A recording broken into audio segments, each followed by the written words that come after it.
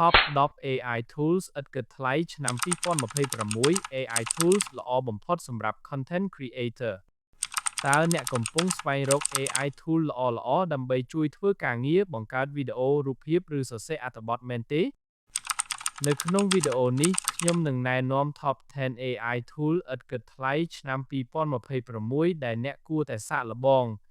AI Tool ទាំងនេះអាចជួយអ្នកបង្កើត Content បានលឿននិងមានប្រសិទ្ធភាពជាងមុន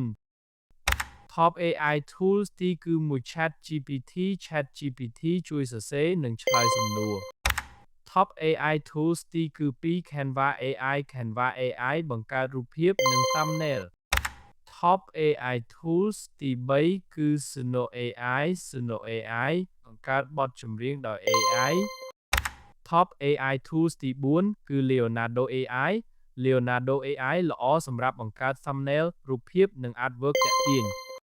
Top AI Tools ទី5គឺ Claude AI Claude AI ល្អសម្រាប់សរសេរ Script ចំណងជើង Title Description និងរៀបចំគំនិតវីដេអូ Top AI Tools ទី6គឺ Midjourney AI Midjourney AI បង្កើតរូបភាព AI Top AI Tools ទី7គឺ Writing Tools AI AI Writing Tools ជួយសរសេរអត្ថបទ Top AI Tools ទី8គឺ AI Tool Study AI Study Tools ជួយសិក្សា